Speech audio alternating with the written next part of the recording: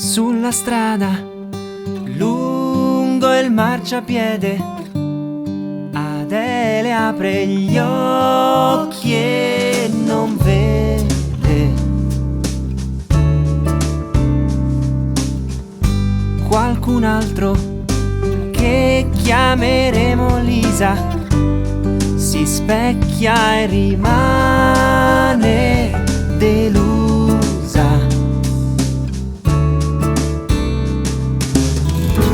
Lasciate a casa tutti i dispiaceri, dice un oroscopo senza pietà.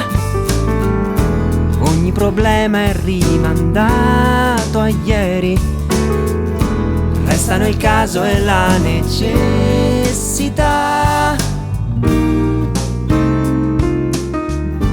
Come sempre, senza avere fretta, serena si siede ed aspetta.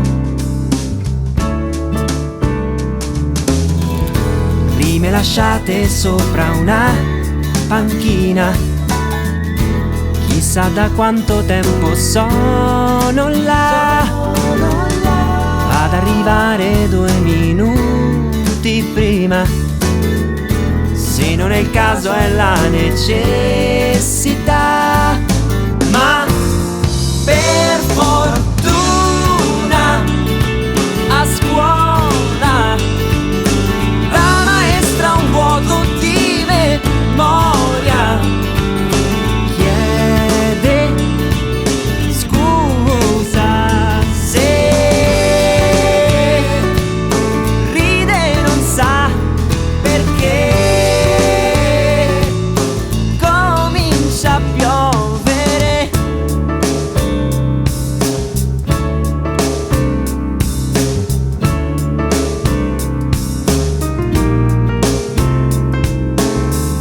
Sulla strada, lungo il marciapiede, Adele alza gli occhi e sorride.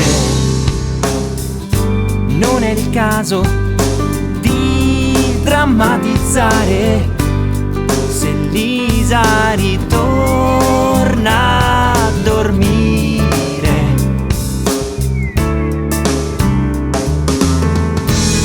La strada sta cambiando sguardo, anche restare ha un certo fascino.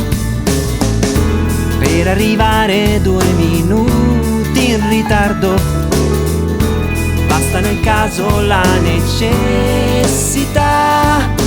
Ma per fortuna